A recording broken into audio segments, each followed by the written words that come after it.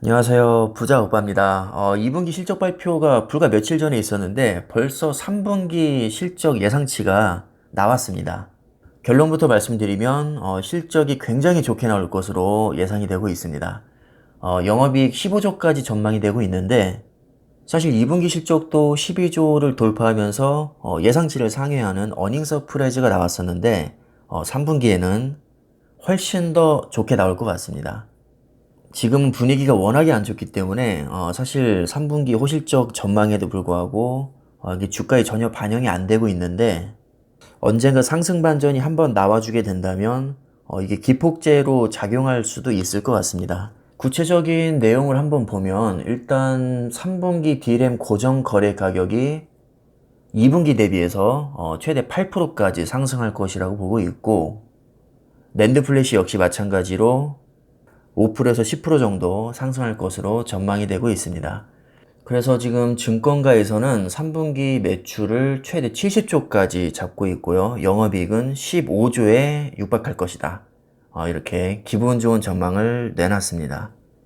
자, 일단 메모리 반도체는 뭐 걱정할 게 없는데 지금 삼성전자 주가를 발목 잡고 있는 게 사실 메모리 반도체 실적이 안 좋게 나와서가 아니라 파운드리에 대한 불확실성 때문이거든요.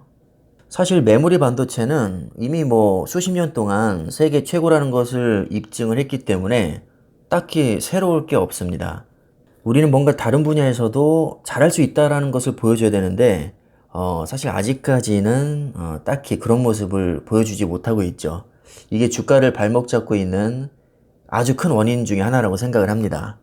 그래서 어닝 서프라이즈에도 불구하고 이 실적들이 사실 메모리 반도체에 주로 기반을 했기 때문에 주가를 끌어올리기에는 한 방이 부족했다. 이렇게 해석을 할 수 있을 것 같습니다. 뭐 어떤 분야든지 마찬가지겠지만 1등은 더 이상 올라갈 곳이 없죠. 항상 전교 1등만 하던 학생은 1등 해야 본전이고 2등 하면 난리가 납니다. 양궁도 마찬가지죠. 뭐 너무 잘하니까 올림픽에서 금메달 따도 뭐 당연한 것이고 은메달 따면 엄청 욕먹습니다. 자, 이게 남의 얘기가 아니라 바로 삼성전자 메모리 반도체 얘기입니다. 반도체를 크게 두 가지로 나누면 메모리 반도체와 비메모리 반도체로 나눌 수가 있는데 메모리 반도체는 데이터를 저장하는 반도체고요. 비메모리 반도체는 데이터를 직접 처리하는 반도체입니다. 우리가 흔히 삼성전자를 세계 최고의 반도체 기업이라고 하는데 사실 엄밀히 말하면 메모리 반도체 세계 최강자지 비메모리 반도체는 최강자가 아닙니다. 메모리 반도체가 워낙에 독보적이다 보니까 메모리 반도체와 비메모리 반도체를 합산을 해도 삼성전자가 1위 한 적이 여러 번 있거든요. 그래서 어떻게 보면 통합 최강자라는 말이 틀린 말은 아니지만 상대적으로 비메모리 반도체가 좀 너무 취약하기 때문에 반쪽짜리 반도체 기업이라는 그런 수식어도 붙습니다.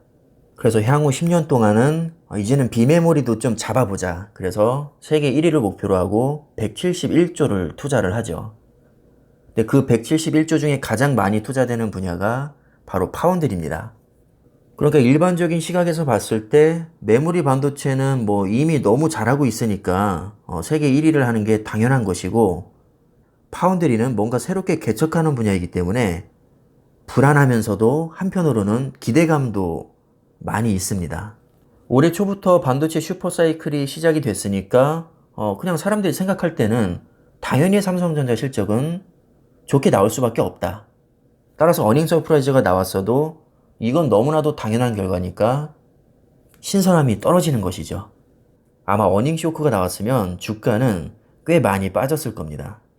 그래서 삼성전자가 지금 풀어야 될 가장 시급한 과제가 기대치가 낮으면서도 포텐 가능성이 있는 이 파운드리에서 한 방을 터트려 주는 겁니다. 파운드리 하면 대만의 TSMC가 가장 먼저 떠오르죠. 55%가 넘는 점유율로 지금 거의 40년 가까이 독보적인 1위를 하고 있는 기업입니다. 근데 TSMC 벽이 너무 높다 보니까 삼성전자가 수십 조씩 쏟아 부어도 지금 뭐 투자자들이 딱히 삼성전자에 대해서 기대를 많이 하는 것 같지가 않습니다. 그러니까 어떻게 보면 이미 기대치가 최고조에 달해 있는 메모리 반도체에서 뭐 7조 영업이익을 내는 것보다 기대치가 바닥에 있는 파운드리에서 한 2조에서 3조 정도 영업이익 내주는 게 주가 상승에는 훨씬 더 유리할 수 있다는 뜻입니다. 금액 자체가 중요한 게 아니라 우리도 파운드리에서 잘할 수 있다. 봐라, 우리도 좋은 실적 내지 않았냐. 이런 가능성을 보여주는 게 훨씬 더 중요하다고 생각을 합니다. 그래서 저는 향후 삼성전자의 주가는 파운드리가 가장 크게 좌우하지 않을까 그렇게 예상을 하고 있습니다. 그리고 또 다른 한 방을 또 생각해 보자면 바로 M&A죠. 메모리 반도체에서 아무리 좋은 실적 내봐야 주가 상승에는 한계가 있습니다. 파운드리 말고 또 기대를 해볼 수 있을 만한 분야가 바로 차량용 반도체가 될 겁니다.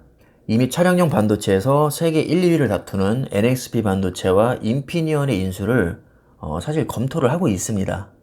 이미 5년 전에 세계 1위 전장 기업인 하만을 인수했지만 안타깝게도 아직까지는 뚜렷한 성과가 없는 상태죠.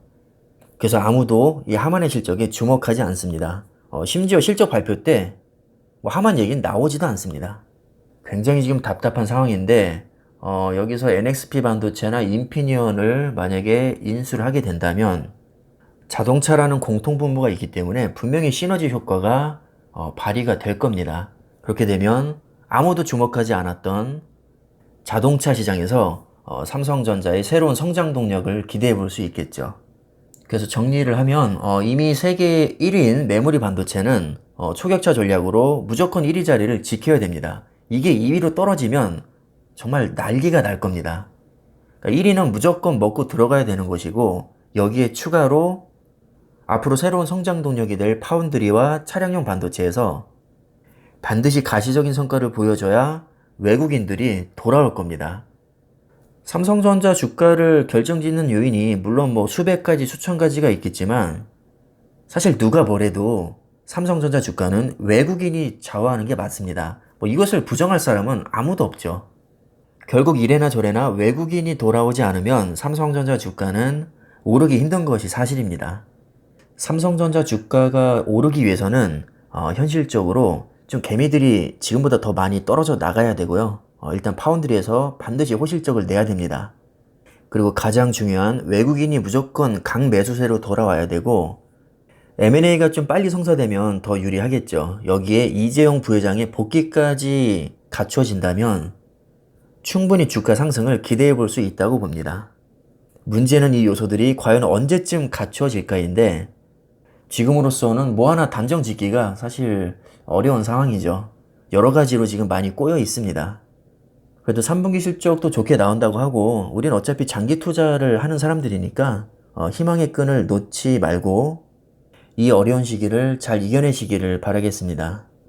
주말 잘 보내시고요. 오늘 영상은 이쯤에서 마무리하겠습니다. 감사합니다.